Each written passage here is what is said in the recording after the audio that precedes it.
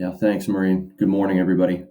Um, First off, I want to thank the organizers at PSF and the Watershed Society of BC for bringing this information and discussion together to a table to have a neutral and sort of baggage-free discussion about the heart of the Fraser. I want to thank Michael Gabriel for his opening and Murray for providing the introduction and really sort of the drive-home messaging from the organization and from the communities.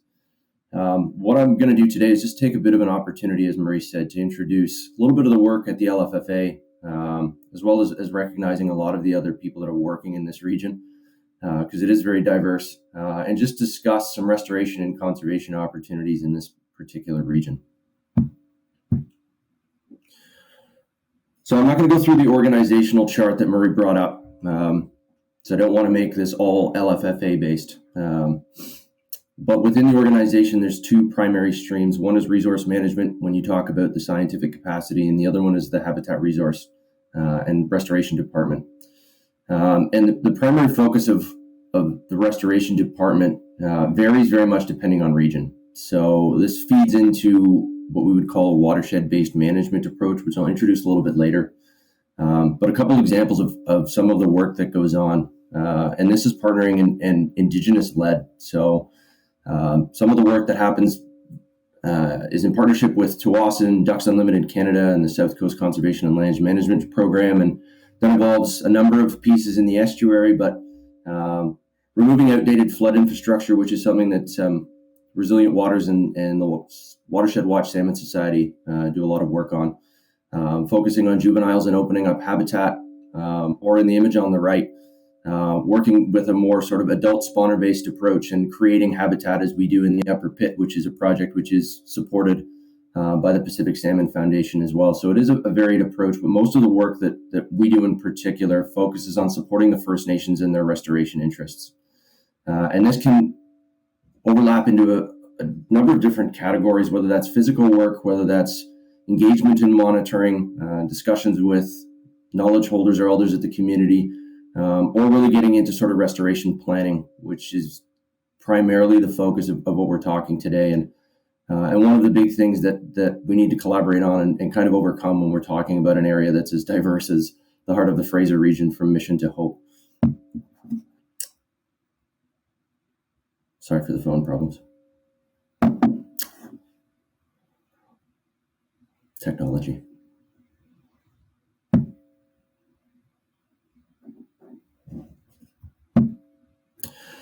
So looking at the map, this is similar to what Marie brought up earlier, but this gives you a snapshot of the heart of the Fraser based on some of the jurisdictional setup from the executive committee at the LFFA. And really what this does is it highlights a couple of things. The first one is the biological significance of the area. In the Lower Fraser, obviously, we get focused on the watersheds and the tributaries in our area, but one thing to remember is that this heart of the Fraser is a major biologically significant area for all stocks of salmon that migrate north of Mission. So this is not only important for incoming spawners, but this is also a critical holding and migration route for outgoing smolts and juvenile salmon that are making their seaward migration. It is also home to 19 individual First Nations communities, all with overlapping territory. With this comes a number of varying perspectives, worldviews, and opinions. These aren't necessarily hurdles, but they are things that need to be incorporated into conservation planning, recognizing things like rights and title, but also the knowledge, capacity, and interest of the communities in this region, and what kind of opportunity this brings to the table for us when it comes to restoration planning and designing a conservation plan for this region. So obviously when we talk about the heart of the Fraser, we are talking about a very complex area. And this is complex from a number of areas, whether that's biological, looking at aquatic and terrestrial species, whether this is cultural, looking at First Nations or other cultures in the area, and also politically when it comes to development, conservation interests, etc. When you bring all of these together, obviously you have a very interesting and diverse mosaic, but it also brings a layer of added, oftentimes difficulty and confusion as to how to actually proceed. We encounter a number of significant issues in this region. This is obviously critical fish habitat, as I mentioned before, but we have lots of other issues. There's a massive gravel buildup, especially as we're starting to see more sediment enter into the river. There's flood impacts from this area, whether that's the river jumping side to side or just managing large water levels, which become more and more apparent as a result of climate change.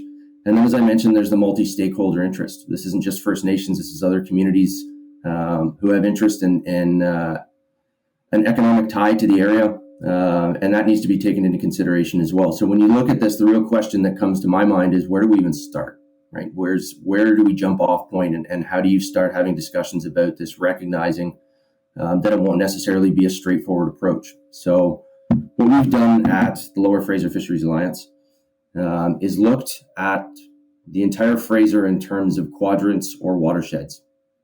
So as soon as I get connection back here, I will flip to my next slide. But the idea being is to break the Fraser down. So obviously the Lower Fraser River in particular is not an area which is monotonous or homogeneous in terms of its biological and ecological significance. So each one of these 4 watersheds that you can see on the map here are very much unique. And the approach that you take to restoration in any one of these wouldn't necessarily apply or even be effective in any of the other, because you're dealing with different geology, different salmon stocks, and a different approach to restoration in terms of what you need to take into consideration. So what we've done at the LFFA is listen to some of the feedback from our delegates in terms of this watershed approach, because this is far more reflective of the way that the First Nations communities used to manage resources pre-contact. It's not based on infrastructure, which, as Murray mentioned, is the way that government oftentimes looks at managing this from a salmon stock and harvest opportunity. And it defines the regional area based a little bit more outside of infrastructure and more based on how do you manage natural resources. So what we're doing is engaging First Nations based on their specific territory rather than the entire Lower Fraser. So you get much more of a zoomed in view, collaborative opportunity, and you take advantage of some of that traditional ecological knowledge, which is relevant to specific areas. And you can apply that to the decision-making process and the restoration planning that you would take for each one of these areas, as I mentioned, given the diversity and variance that you find across each one of these watersheds. So what we've done initially, and again, this is an LFFA approach. This is not the only one that's out there, but what we wanted to do was develop a First Nations-led or Tier 1 initiative, which looks at each one of these 4 watersheds and starts to develop a restoration plan within each one of these. So what you can see on the right is a map. This is a project that has been funded by the Coastal Restoration Fund. The project at the LFFA was in partnership with PSF, who brought a lot to the table in terms of online tool development and expertise, and consultants from Ecological Technologies. And what we started trying to do was what's called a Twoeyed seeing approach. So this is the combination of traditional ecological knowledge with Western science, and using these 2 kind of different worldviews and approaches to management in one cohesive, holistic, and inclusive process. And what this does is it provides a basis for conservation planning and restoration, which is initially led by Tier 1 or First Nations to First Nations, but provides an opportunity for engagement, collaboration, and larger scale restoration planning for other government or non-government groups who have interest in capacity, because it would be foolish to say that the First Nations have all of the capacity. There are tons of other groups in this Lower Fraser region that do a large amount of work in this area. And what we've had issue with before is the siloed approach of a lot of ships moving in the night and not necessarily knowing what each other are doing. And what that does at times is it jeopardizes the ability to have effective restoration unless there's a cohesive planning opportunity or an engagement platform to be able to have discussions that need to be had to increase and improve the effectiveness of restoration and conservation planning in the entire region. So this is, as you can see, the map just highlights a few of these. They're a bit small, but what I'll do is I'll actually flip to a slide that shows you some of the initial outputs from what we call the Harrison planning area. So the heart of the Fraser, from Mission to Hope, obviously overlaps a couple of our different watersheds. One is the Harrison, and the other one is the Chilliwack watershed as well. So what I'm going to do is I'm just going to show a table that you can see on the screen here, which outlines the restoration priorities specifically for the Harrison and Gravel Reach area of the Fraser. For those of you that are heavily involved in management of this area, you'll notice that there's a few places in here which aren't necessarily mentioned, but that's because they're included in another what we call watershed working group, whether that's the Fraser Canyon or the Chilliwack group. But the restoration priorities you can see here on this slide is just a tabled list of initial water courses with high return on investment based on the analysis. And the work that we've done includes not only extensive feedback from a number of years of engagement with First Nations communities, whether that's Chief and Council or Lands and Resources Committees, but also other existing public databases, whether that's DFO or the province, and also engagement with a lot of our other NGO or what we call Tier 3 partners, to be able to get feedback from a number of groups just to get an initial list of return on investment or areas that would have a high return or a noticeable impact on the potential productive capacity of salmon stocks in the area. So again, this is focusing on a number of sloughs throughout this area, whether this is Mariah Slough around Seabird Island, Powerline Bar, right in the heart of the gravel reach at Cham. And the restoration priorities from Chilliwack would include some of the other major areas in here, whether that's Nicoman Slough, Camp and Hope Slough, or a lot of other tributaries which still hold productive populations of salmon. So what this has done at the LFFA and what we've tried to produce is basically a framework for discussion.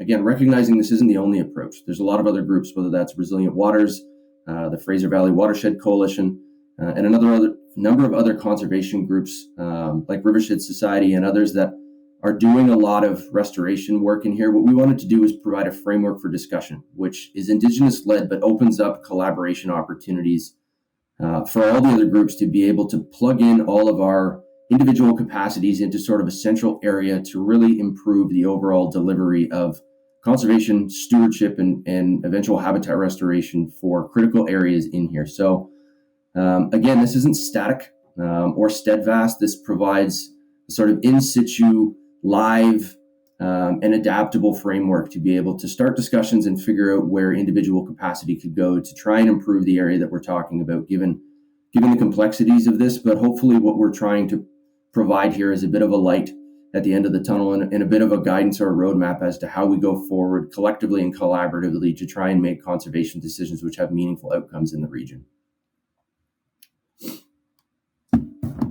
Sorry, I keep forgetting that I have to flip on my phone.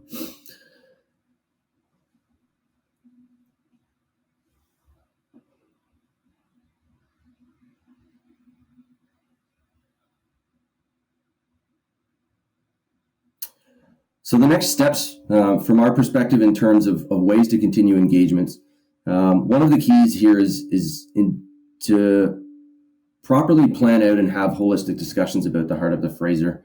There needs to be an Indigenous lead or co-lead and formal inclusion of Indigenous knowledge, traditional ecological knowledge, because the exclusion of that would really miss out on what is probably the largest body of information that's currently available, and that's the oral histories of the First Nations communities in here. But that also recognizing how decisions need to be made and planning needs to go forward. A Western science approach to this, or again, coming back to this two-eyed seeing idea, is really, I think, the way forward in this, because it respects and recognizes all views and brings people together in a cohesive platform to have meaningful discussions. So engagement with LFFA member nations is one opportunity, as well as I mentioned, the work that we have going on with the habitat restoration and climate adaptation strategy at the Lower Fraser. That's an opportunity for groups like this to engage and have platforms, and also a meaningful way for First Nations to have input into this. It's not the only way, but it certainly is a valid way of doing this, to take into consideration all of the views and have a holistic, collaborative approach to conservation and restoration planning. And the last piece, which I'll wrap up on, is something that Murray touched on, and that's ecological governance. So the LFFA has been working on a project with West Coast Environmental Law called RELAW, or Revitalizing Indigenous Law Surrounding Land, Air, and Water. And what this group has done is taken Indigenous legal principles from culture and story to provide a unique cultural and legal First Nations lens into decision-making in terms of how the communities historically manage resources and how that would translate into the current framework and reality that we live in now. It's an opportunity to develop conservation interests with holistic involvement and guidance from the First Nations, an open collaborative basis on conservation goals for the region, and getting towards that G3 platform that Murray discussed. Because The inclusion of this and recognizing the other capacity in the heart of the Fraser and the lower Fraser region is critical. And I think this is really the key that we have for driving meaningful change in this area and improving the crisis that we're in and finding a collaborative and cohesive solution to addressing the issues that we're facing right now in the lower Fraser region. So I will leave it at that. I know we have a question session at the end, and I will be around for that. Again, I want to thank everybody for the time, for their interest, and happily turn this over to the next presenter today.